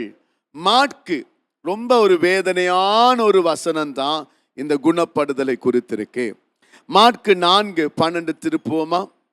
மாற்கு 4:12 எடுத்துட்டீங்களா? யூடியூப்ல பார்க்கிறவங்க பிரயோஜனமா இருக்கா அப்படின்னா இப்ப பார்த்து கொண்டிருக்கிற எல்லாரும் ஆமேன் என்று சொல்லி ஒரு டைப் பண்ணுங்க. ஏன்னா இங்க இருக்கிறவங்க அப்பப்ப கை தூக்குறாங்க. இப்ப எல்லாரும் ஆமேன்னு சொல்லி டைப் பண்ணுங்க. ஆண்டவர் தான் விட்டு கொடுங்க, அவருக்கு விட்டு கொடுங்க. ஏவுகிறார். சில நேரத்துல நம்ம சில இடத்துக்கு போகும்போது நம்ம உள்ளத்துல ஏவுதல் வரும், ஏவாரு போகாத. சில நேரத்துல சில காரியம் செய்யும் போது வேண்டாம், ஏவுகிறார். அதை அசட்டை பண்ணாதீங்க, நல்ல கவனிங்க. இது யாரு பேசுறது? கவனிக்க வேண்டும். சத்தமா வாசிக்கலாமா? ரைட். அவர்கள் குணப்படாத படிக்கும். கவனித்தீங்களா? இங்கே பாருங்க, அவர்கள் குணப்படாத படிக்கும். இது வியாதிலிருந்து அல்ல என்று சொல்லிட்டேன். இப்ப பாருங்க, அவர்கள் குணப்படாத படிக்கும், பாவங்கள் அவர்களுக்கு மன்னிக்கப்படாத படிக்கும், அவர்கள் கண்டும் காணாதவர்களாகவும் சத்தமாய் கேட்டும் உணராதவர்களாகவும் இருக்கிறபடியால் இப்படி சொல்லப்படுகிறது. அப்ப குணப்படாத படிக்கு அவங்க என்ன செய்யறாங்களாம்? கண்டும் காணாம இருக்கிறாங்களாம், கேட்டும் உணராமல் இருக்கிறார்களாம். தேவன் குணப்பட வாய்ப்பு கொடுத்து கொண்டிருக்கிறார். இதே சம்பவத்தை நீங்க பல வசனங்கள் புதிய ஏற்பாடுல பார்க்கலாம். அவர் குணப்படுவதற்கு, பாவங்களிலிருந்து குணப்படுவதற்கு வாய்ப்பு தருகிறார், பேசுகிறார். கண்டும் காணாதவர்களாய், கேட்டும் கேட்காதவர்களாய் நாம் இருக்கிறோம். வாய்ப்பு தருகிறார். அசட்டை பண்ண வேண்டாம். ஏன்னா கீழே ஒரு ஆபத்தான வசனம் வருது. இதுவரைக்கும் சர்ச் அசட்டை பண்ணிருந்தீங்கன்னா ஆண்டவர் நம்மோடு பேசுகிறார். ஆண்டவர் நம்மோடு பேசுகிறார். சரி, அப்போஸ்தலர், நான் இன்னைக்கு ரொம்ப வசனத்துக்கு சொன்னேன், தெளிவா பேசுறது தான். அப்போஸ்தலர் 28, 24 28 சூப்பரா இருக்கும். அங்க சொல்றாரு 28 பவுல் பேசிட்டு இருக்காரு. நல்ல கவனிங்க. 28 28ஆம் அதிகாரம் 24 28 வரைக்கும் ஒன்னொன்ன வாசிப்போம். அவன் சொன்னவைகளை சிலர் விசுவாசித்தார்கள், சிலர் விசுவாசியாமல் போனார்கள். இப்படி அவர்கள் ஒருவரோடு ஒருவர் ஒவ்வாமல் இருந்து புறப்பட்டு போகையில் பவுல் அவர்களுக்கு சொன்ன வாக்கியம் என்ன? நீங்கள் காதார கேட்டும், 26 சத்தமா, காதார கேட்டும் உணராதிருப்பீர்கள், கண்ணார கண்டும் பாராதிருப்பீர்கள். 27 சத்தமாய், இவர்கள் கண்களினால் காணாமலும் காதுகளினால் கேளாமலும் இருதயத்தில் உணர்ந்து குணப்படாமலும் நான் இவர்களை ஆரோக்கியமாக்காமலும் இருக்கும்படி இந்த ஜனத்தின் இருதயம் கொளுத்திருக்கிறது. காதுகளினால் மந்தமாய் கேட்டு சத்தமாய் தங்கள் கண்களை மூடிக்கொண்டார்கள் என்று இந்த ஜனத்திற்கு போய் சொல் என்பதை பரிசுத்த ஆவி ஏசாயா தீர்க்கதரிசியை கொண்டு தம்முடைய பிதாக்களுடன் நன்றாய் சொல்லி இருக்கிறாரே. பாத்தீங்களா? என்னவா? குணப்படாத படிக்கு இருதயம் கடினமாயிருக்கிறது. இப்ப 28 கவனிங்கள. யூதர்களுக்கு வாய்ப்பு கொடுத்து கொடுத்து பார்த்தாரு. அவங்க குணப்படாதபடி இருந்ததுனால தான் புறஜாதிகளுக்கு ஒரு வாய்ப்பு கிடைக்குது. ஆதலால் 28 ஆதலால் தேவனுடைய இரட்சிப்பு புறஜாதிகளுக்கு அனுப்பப்படுகிறது என்றும் அவர்கள் அதற்கு செவி கொடுப்பார்கள் என்றும், பாத்தீங்களா, கொடுப்பார்கள் என்றும் உங்களுக்கு தெரிந்திருக்க கடவுது. இப்ப விசுவாசிக்கவில்லை, காதால கேட்டு காதை மூடிட்டாங்க. ஆண்டவர் பேசிட்டே இருக்கிறாரு. குணப்பட வேண்டும், மனம் திரும்ப வேண்டும். இன்னைக்கு ஆண்டவர் நம்மோடு பேசுகிறார், குணப்படும்படி சொல்லுகிறார். ஆண்டவருடைய தயவை கொஞ்சம் காட்டிட்டு நான் முடிக்க போறேன். இன்னும் 2 வார்த்தை மனம் திரும்புதல் குறித்து பேச போறேன். இன்னைக்கு ஆண்டவர் நம்மை பார்த்து சொல்லுகிறார், உனக்கு இவ்வளவு தயவு கொடுத்தேன், இவ்வளவு கிருபை கொடுத்தேன், என்னால் ஒரு செகண்ட் போதும் உன்னை அழிப்பதற்கு, என்னால் ஒரு செகண்ட் போதும் உன் விளக்கு தண்டை அணைப்பதற்கு. இல்லை இல்லை இல்லை, உனக்கு நான் வாய்ப்பு கொடுத்து கொண்டே இருக்கிறேன், உனக்கு தயவு கொடுத்து கொண்டே இருக்கிறேன். நீ அசட்டை பண்ணாத, நீ பெருமையா இருக்காத, பெருமையா இருக்காத. எரேமியா 3:7 வீட்டுக்கு போய் வாசிங்கள். மனம் திரும்ப சொன்னேன், அவளோ மனம் திரும்பவில்லை. மனம் திரும்ப சொன்னேன், அவளோ மனம் திரும்பவில்லை. குணப்பட ஏவுகிறார், ஆவியானவர் பேசுகிறார், குணப்படுவதற்கு தயவு காட்டுகிறார். ஆனால் அவள் அசட்டை பண்ணுகிறாள். எரேமியா 3:10 எரேமியா 3:10 அந்த வாசிச்சா நல்லா இருக்கும்னு நினைக்கிறேன். ஏன்னா சில வார்த்தைகளை விட முடியல, நேரம் ஓடுகிறது. இன்னொரு சம்பவத்தை சொல்லி முடிக்க வேண்டும். எரேமியா 3:10 வாசிக்கலாமா? இவைகளெல்லாம் கண்டு யூதா என்கிற அவளுடைய சகோதரியாகிய துரோகி கள்ளத்தனமாய் திரும்பினாலே அன்றே முழு மனதோடு என்னிடத்தில் திரும்பவில்லை என்று கர்த்தர் சொல்லுகிறார். குணப்பட்டால் எப்படி? வாய்ப்பு கொடுக்கிறார், மனம் திரும்பு. ஓகே ஓகே, கள்ளத்தனமாய் மற்றவங்க பார்க்கிறாங்க, கள்ளத்தனமாய் கள்ளத்தனமாய் திரும்பினால் அவர் சொல்றார், உனக்கு தயவு தருகிறேன், உனக்கு வாய்ப்பு தருகிறேன். இந்த மரத்தை, அத்தி மரத்தை அழிச்சிடலாம், வெட்டிடலாம், வேண்டாப்பா, இன்னொரு வருஷம் நான் ஏர் போடுறேன், இன்னொரு வருஷம் நான் பார்க்கிறேன். ஆண்டவர் பேசுகிறார், பாஸ்டர் பார்க்கிறார் என்று திரும்புகிறாய், பாஸ்டர் என்னை பார்க்கிறார் என்று கைகளை உயர்த்துகிறாய், கள்ளத்தனமாய் மனம் திரும்புகிறாய். ஆனா உள்ளத்தின் ஆழத்திலிருந்து நீ மனம் திரும்பவில்லையே.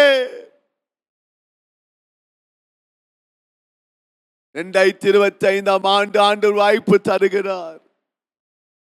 நீ குணப்படுவதற்கு என் தயவு, என் இரக்கம், என் நீடிய பொறுமை நீ அசட்டை பண்ணுகிறாய் கள்ளத்தனமாய். போதற்கு முன்னாடி ஓகே பாஸ்டர், கள்ளத்தனமாய். ஆனா முழு மனதோடு நீ மனம் திரும்பவில்லை. குணப்படுதல் என்றால் என்ன? குணப்படுதல் என்றால் என்ன? சத்தமாய் சொல்லுங்க. முழு மனதோடு தேவனிடத்தில் மனம் திரும்பிய பின்பு தேவனுக்கு ஏற்ற கிரியைகளை செய்தல். மனம் திரும்புதலுக்கு ஏற்ற கிரியைகளை செய்தல். கள்ளத்தனமா இங்க மட்டும் திரும்பிட்டு, இங்க மட்டும் கையை தூக்கி அர்ப்பணிக்கிற, இங்க மட்டும் கண்ணீரோடு ஜெபித்து விட்டு வெளியே போய் இன்னொரு வாழ்க்கை வாழ்வது குணப்படுதல் அல்ல. இந்த வார்த்தை கடினமா இருக்கா பிரதர்? கடினமா இருக்கா? ஆண்டவர் பேசுறாரு தானே. இன்றைக்கு எல்லாத்தையும் நம்ம விட்டு மனம் திரும்புவோம். இது ரொம்ப ஒரு டீப்பான ஒரு காரியம். ஏதோ மனம் திரும்ப பாவிகளை மட்டும் ஆண்டவர் மனம் திரும்ப சொல்லல. சில காரியங்களை பாருங்களேன். மத்தேயு 3:8 என்ன சொல்லுது? மனம் திரும்பதற்கு ஏற்ற கனிகளை கொடுங்கள். அதான் சொன்னேன்ல.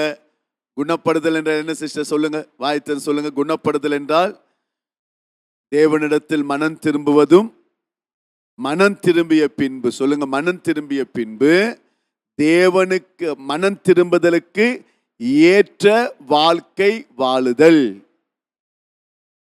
அப்ப மத்தேயு 3:8 என்ன சொல்லுது பிரதர்? மனம் திரும்பிய பின்பு மனம் திரும்புவதற்கு ஏற்ற வாழ்க்கை, அதாவது கனி கொடுத்தல். கனி என்றால் என்ன? சுபாவம். நான் மனம் திரும்பிய பின்பு, இங்க கையை உயர்த்தி மனம் திரும்புறேன். கள்ளத்தனமா எல்லாரும் கை தூக்குறாங்க, கை தூக்குறேன், எல்லாரும் சொல்றாங்க, இல்ல கள்ளத்தனமா மனம் திரும்ப கூடாது. உண்மையாய் மனம் திரும்பணும், கனி கொடுக்கணும் என்று சொல்லுகிறார். கனி கொடுக்க வேண்டும் என்று சொல்லுகிறார். ஆண்டவர் வாய்ப்பு தருகிறார், எத்தனையோ வாய்ப்பு தருகிறார். நாம் கனி கொடுக்கிறோமா? நான் ஏற்கனவே சொன்னேன்,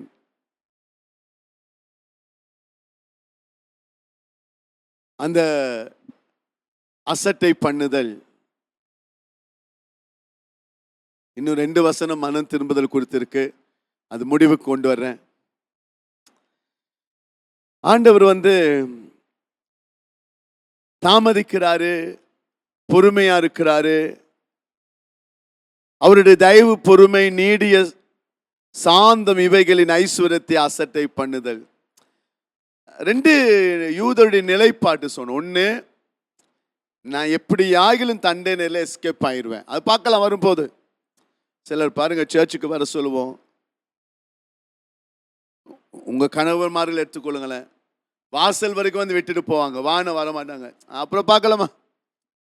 இல்லைங்க, நம்ம சர்ச்சுக்கு வரணும், இல்லைன்னா கஷ்டம், அது வரும்போது பார்த்துக்கொள்ளலாம். அதுதான் யூதரு முள்ள நிலைப்பாடு. 3ஆம் வசனம் நியாயப்பிரமா பார்க்கலாம், நியாயத்திருப்பா பார்க்கலாம், கோபாக்கினையா பார்த்துக்கொள்ளலாம். 4வது 2வது நிலைப்பாடு என்னது? அவர் தாமதிக்கிறாரு. பாரு, நான் சர்ச்சுக்கே வர்றதில்லை, நான் நல்லா தானே இருக்கிறேன். என் காலை பாரு. ஒரு திமிரா பதில் சொல்தல் குணப்படாம அவங்களுக்கு ஒரு வசனத்தை காமிக்கிறேன். அவருடைய தயவு. இவங்க தான் அவங்க. வாசிக்கலாமா? 2 காரியம் இருக்கு, 1 வாசிப்போம். கேட்குறீங்களா எல்லாரும்? யோபு புத்தகம் திருப்புங்களேன். யோபு 21. அருமையான வார்த்தை. இன்னும் 2 வசனத்தோடு முடிக்கிறேன். யோபு 21 அதிகாரம் 14, 15 இப்படி சொல்றாங்க. அதாவது நான் சொன்னல, அவர் தயவு காட்டுறாரு. எங்களுக்கு தானே ஒன்றும் இல்லை, நான் நல்லா தானே இருக்கிறேன், நீ போ சர்ச்சுக்கு, நீ ஜெபம் பண்ணு, நீ உபவாசம் போ, நான் நல்லா இருக்கிறேன், எங்களுக்கெல்லாம் ஒன்றும் வராது அப்படி சொல்லி ஒரு பெருமையா பேசுற ஒரு கூட்டம் இருக்கு. 14 வசனம் சத்தம் வாசிங்க. யோபு 21:14 ஸ்கிரீன்ல போடுங்க. அவர்கள் தேவனை நோக்கி, யாரு? இந்த துன்மார்கள் தேவனை நோக்கி என்ன சொல்றாங்க? எங்களை விட்டு விலகி இரும், உம்முடைய வழிகளை அறிய விரும்பும். எங்களுக்கு அந்த உங்க வழியெல்லாம் வேண்டாம் சொல்றாங்க. எத்தனை பேர் உங்க புருஷன் சொல்லிப்பாங்க, வாசலை விட்டு போவாரு, அதெல்லாம் பரவாயில்ல, எனக்கு தேவையில்ல, எனக்கெல்லாம் இது தேவையில்லப்பா, எனக்கெல்லாம் பைபிள் ஸ்டடி தேவையில்லை, அந்த வழிகளை அறிய எங்களுக்கு தேவையில்லை. 2வது என்ன சொல்லுவாங்கன்னா 15 சர்வ வல்லவரை நாம் சேவிக்க. அவர் யார்? எதுக்கு நான் சேவிக்கணும்? அவரை நோக்கி ஜெபம் பண்ணுவதனால் நமக்கு பிரயோஜனம் என்ன? யோபு 21:15. சில சொல்லுங்க, எதுக்கு நான் ஜெபிக்கணும், எதுக்கு ஃபாஸ்டிங் பேர் வரணும், என்ன பிரயோஜனம்? இவங்களுக்கு ஆண்டவர் தயவு காட்டுறாரு. இப்ப நீங்க பாருங்க, இவங்க என்ன யாரு தெரியுமா? இவங்க ஏன் அப்படி சொல்றாங்க தெரியுமா? 8ஆம் வசனத்திலிருந்து 7ஆம் வசனம். துன்மார்க்கர் ஜீவித்து விருத்தராகி வல்லவனா நானேன். இந்த இவங்கெல்லாம் எல்லா தப்பும் பண்ணுவாங்க, நான் நல்லா இருப்பாங்க. ஆண்டவர் வாய்ப்பு கொடுக்கிறாரு, நாங்க நல்லா இருக்கிறோமே, நாங்க நல்லா இருக்கிறோமே சொல்லி 8ஆம் வசனத்துல நான் வேகமா வாசிக்கிறேன், நீங்க பார்த்துட்டு வாங்க. அவங்க என்ன சொல்லனா, அவர்களோட கூட அவர்கள் சந்ததியார் அவர்களுக்கு முன்பாகவும் அவர்கள் பிள்ளைகள் அவர்கள் கண்கள் முன்பாக திடனாயிருக்கிறாங்க. சொல்லுங்க, என் புள்ள நல்லா இருக்கப்பா, நான் சர்ச்சுக்கு வரல, என் புள்ள நல்லா இருக்கு. என்ன சொன்னாங்க? 15, 14 ஆண்டவரே எங்களை விட்டு விலகிருங்க, எங்களுக்கெல்லாம் இந்த பைபிள் ஸ்டடியெல்லாம் வேண்டாம், நாங்க அறிய விரும்ப மாட்டோம், நாங்க ஏதோ ஒரு மாசத்துக்கு ஒரு முறை சர்ச்சுக்கு வந்தா போதும், அது சொன்னா கூட பரவாயில்லையே. 15 வசனம் என்ன சொல்றாங்க? நாங்க சர்வ வல்ல நோக்கி ஜெபிக்க யாரு? குடும்ப ஜெபமா? வேண்டாம். கணவன் மனைவி கைப்பிடித்து ஜெபிப்பதா? வேண்டாம். 15 சொல்றாங்க, என்ன பிரயோஜனம் ஜெபம் பண்ணி? ஏன்னா அவங்க சொல்லுங்க, எங்க பிள்ளைய பாரு. 8 நல்லா இருக்கிறாங்களே. 9 சொல்றாங்க, அவர்கள் வீடு பயம் இல்லாமல் பத்திரமா இருக்குமா. எங்க வீடு நல்லா இருக்கே, எங்களுக்கு பயமே இல்லையே, பத்திரமா இருக்கு. தேவனுடைய மிலாறு அவர்கள் மேல் வருவதில்லை. அதான் பாருங்க, எங்க பாரு, நான் என்ன தப்பு பண்ணினாலும் ஆண்டவர் என்னை அடிக்கலையே, என்ன போய் பேசினாலும் அடிக்கலையே, அதனால நான் ஜெபிக்க தேவை இல்லை. அசட்டை பண்ணுதல். இப்படியே வாசிச்சு வந்தீங்கன்னா சொல்லுவாங்க 10 அவருடைய எருது பொழிந்தால் வீண் நாய் போகாது, அவருடைய பசு சினம் அழியாமல் ஈனுகிறது, அவர்கள் தங்கள் குழந்தைகளை ஒரு மந்தையை போல வெளியே போக விடுகிறார்கள், அவர்கள் பிள்ளைகள் குதித்து விளையாடுகிறார்கள். நாங்க நல்லா இருக்கிறோம், நாங்க பணக்காரனா இருக்கிறோம். 13 சொல்றாங்க, எங்க நாட்கள்லாம் பாருங்களேன், நாங்க நல்லா பொழுது போக்குறோம், நீங்க எல்லாம் சர்ச்சுக்கு போறீங்க, நாங்க எங்க நாட்களை நல்லா நல்லா வாழ்றோம். ஆண்டவர் வாய்ப்பு கொடுக்கிறாரு, அசட்டை பண்றாங்க. அப்படி யாராவது இருப்பீங்கன்னா இன்னைக்கு முடிக்கும் போது ஒன்று சொல்றேன், அப்படி யாராகிலும் இந்த செய்தியை கேட்கிறவங்க நான் ஜெபிக்க தேவையில்லை இருப்பீங்கன்னா முடிவை பாருங்க. அதே ரோமன்ல இது வரும், முடிவு வரும், அதை கொஞ்சம் கொஞ்சமா பிறகு கற்றுக்கொள்வோம் அடுத்த வாரம். இப்படி சொல்றாங்க, ஜெபிக்க தேவையில்ல, எங்க பிள்ளைகள் நல்லா இருக்கு, நாங்க வசதியா இருக்கிறோம். 16 சொல்றாரு, ஆனாலும் அவர்கள் வாழ்வு அவர்கள் கையில இராது. உன் லைஃப், நீ சொல்றிய பணம் இருக்கு, பிள்ளை இருக்கு, ஜெபிக்க தேவையில்லை, நாங்க சர்ச்சுக்கு வர தேவையில்லை, அசட்டை பண்ணுகிறியே, உன் லைஃப் உன் கையில இருக்காது.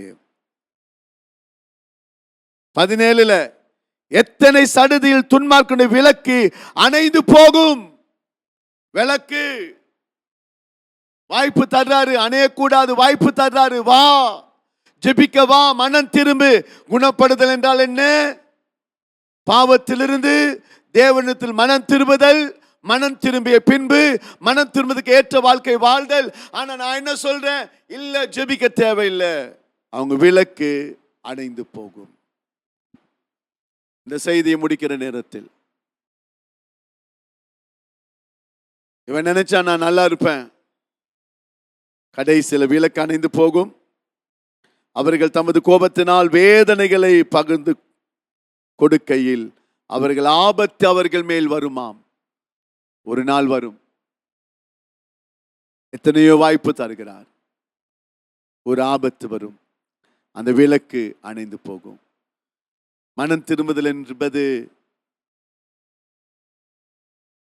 உலகத்தார், பாவிகள், புறஜாதிகள் மாத்திரமல்ல.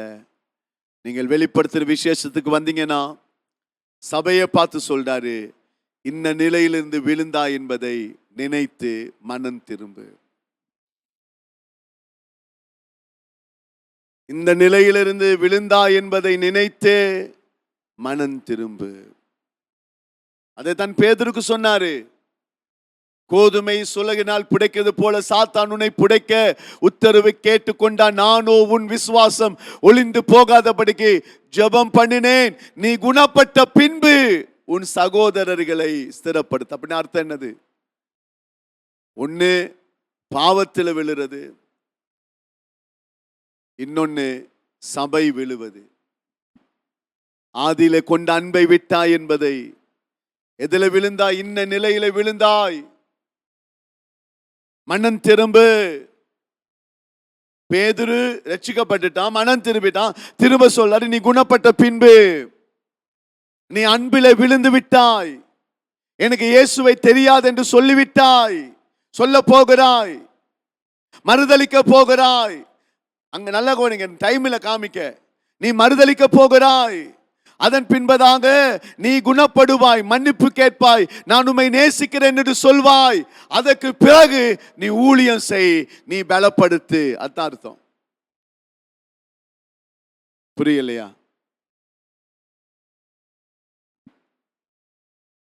பேதுரு, நீ குணப்பட்ட பின்பு உன் சகோதரை ஸ்திரப்படுத்தின என்னது? அவன் ஒரு முறை ரட்சிக்கப்பட்டான், இப்ப ஒரு காலத்துல மறுதலிக்க போறான். அப்ப அவன் விழுகிறான், ஆதியில கொண்ட அன்பிலிருந்து விழுகிறான்.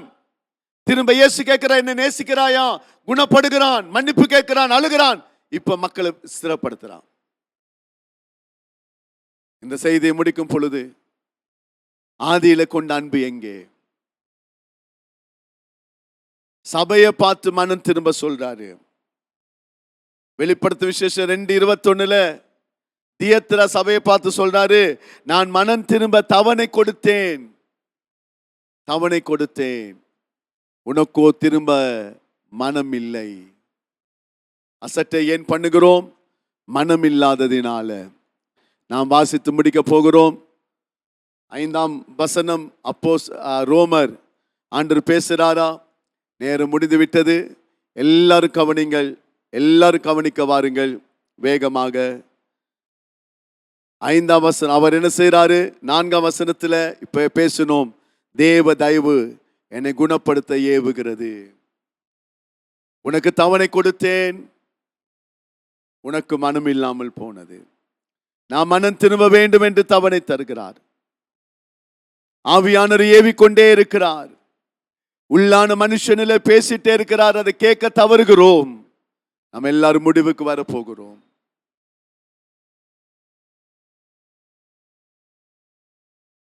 நீ ஏன் உன்னால் குணப்பட முடியவில்லை? ஆதியில கொண்ட அன்பை விட்டாய் என்று உன் பேர்ல குறை இருக்கு. இந்த நிலையில விழுந்தா என்பதை நினைத்து மனம் திரும்பு. விபச்சாரத்தில் விழுவது மட்டும் பாவம் அல்ல. வேசித்தனத்தில் விழுந்தார்கள், விபச்சாரத்தில் விழுந்தார்கள்.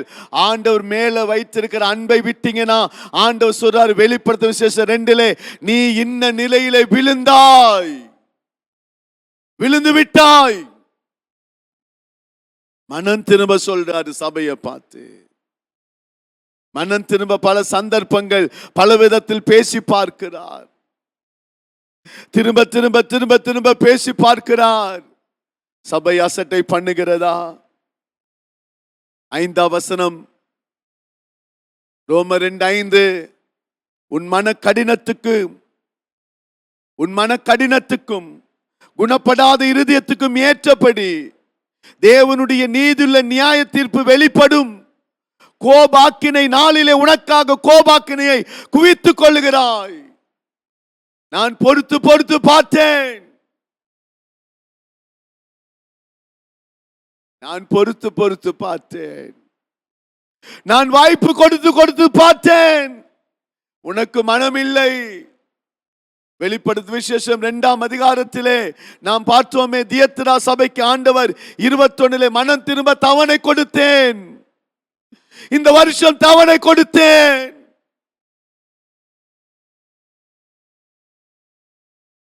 யூதருடைய நிலைப்பாடு 2 சொன்னேன் அல்லவா?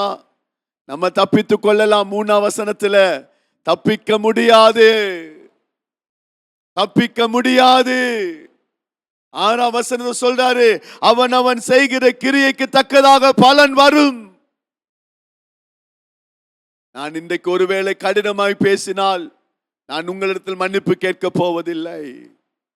ஆவியானவர் பேசுகிறார், ஏவுகிறார். ஆதியிலே கொண்ட அன்பை விட்டு விழுந்தாய், ஜெபிக்க முடியல, என்னால எழும்ப முடியல பாஸ்டர். ஆண்டவர் எழும்ப சொல்லுகிறார். குணப்படு, ஒப்புரவாகு தேவனோடு, மனுஷனோடு ஒப்புரவாகு, மனம் திரும்பு, பிடிவாத குணத்தோடு இருக்காதே. மனதை திருப்புங்க. பெருமையா யாரோட பேச மாட்டேன், சர்ச்சில் யாரோடு நான் இருக்க மாட்டேன். மனம் திரும்ப சொல்ல, அன்பில்லாமல் தேவனை தரிசிக்க முடியாது. ஆதியிலிருந்து அன்பு எங்கே? ஒப்பு கொடுங்க, ஜெபிங்க ஜெபிங்க. அவர் அன்பை கேட்கிறார். 5ஆம் வசனத்தை 3 காரியம் சொல்லுகிறார். தங்கள் மனதை கடினப்படுத்துகிறார்கள், குணப்படாத இருதயத்தோடு இருக்கிறார்கள், கோபாக்கினை நிச்சயமாய் வரும் என்று சொல்லுகிறார். மனம் திரும்புதலே குணப்படுதல், மனம் திரும்புதலே குணப்படுதல். எல்லாரும் ஜெபிக்க போகிறோம்.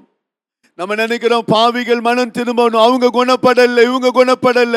சபையை பார்த்து சொல்றாரு, நீ குணப்படவில்லையே. ஆதியிலிருந்து அன்பு எங்க? ஆதியில் ஆண்டவரோடு இருந்த அந்த வைராக்கியம் எங்கே? ஆதியில எப்படி தேடி வந்தீங்க? ஆன்லைன்ல பார்க்கிறவங்களுக்கு தயவு சொல்றேன், ஆண்டவர் வாய்ப்பு தர்றாரு. ஒரு காலத்துல கொரோனா காலத்துல சர்ச்சுக்கே வர முடியலையே, ஆலயத்துக்கு வர ஆசைப்பட்டாலும் ஆலயத்துக்கு வர முடியல. எத்தனையோ வாய்ப்பு கொடுக்கிறார். அதை தள்ளி தள்ளி தள்ளி வீட்டில் உட்கார்ந்து பார்க்கலாம் என்று இருக்காதீங்க. அடுத்த வாரம் நீங்க எல்லாரும் ஆலயத்துக்கு வர வேண்டும். ஆதியில கொண்ட அன்பை நீ விட்டாய் என்று உன் பேரில குறை உண்டு. நீ இந்த நிலையில விழுந்து விட்டாய். வாய்ப்பு தர்றாரு. இல்ல நான் ஜெபிக்க தேவையில்லை, பைபிள் வாசிக்க தேவையில்லைன்னு அசட்டை பண்றீங்களா? சர்ச் அசட்டை பண்றீங்களா? திருமண வீட்டுக்கு அழைத்தார்கள், அசட்டை பண்ணினார்கள். அழைக்கப்படுறாங்க.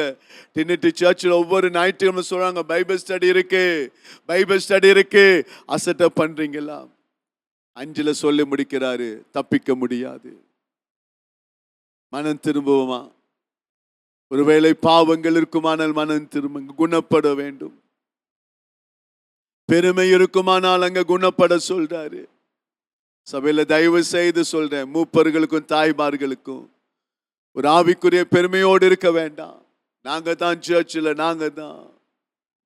ஆண்டவர் ஏவுகிறார், உன்னை தாழ்த்தி என்று.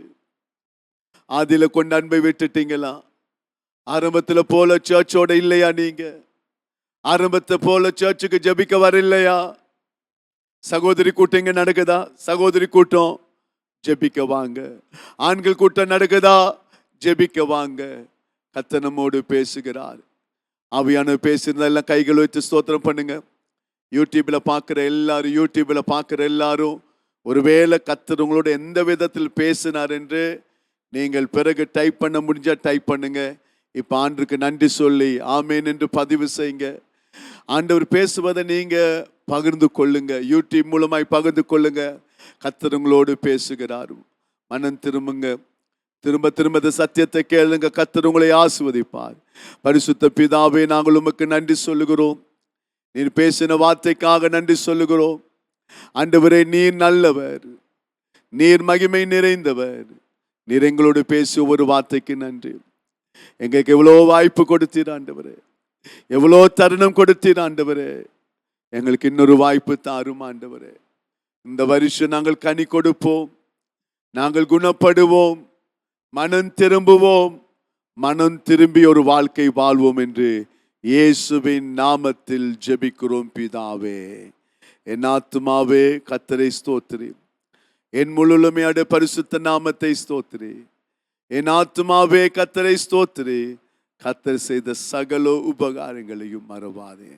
கர்த்தர் உங்களை ஆசீர்வதிப்பார், கர்த்தர் உங்களை பாதுகாப்பார். இந்த செய்தியில் ஆசீர்வதிக்கப்பட்டவர்கள் ஆமீன் சொல்லுங்க. நீங்க எல்லாரும் திரும்ப இதை யூடியூப்ல பார்க்கணும், தெரிந்த எல்லாருக்கும் அனுப்பணும். நன்மை பெற்றவர்கள் இன்னைக்கு கர்த்தர் எந்த விதத்தில் உங்களோடு பேசினார் என்று நீங்கள் யூடியூப்லேயே பதிவு செய்யுங்க. ஆயிரங்கள் ஆசீர்வதிக்கப்படட்டும். God bless you. Amen.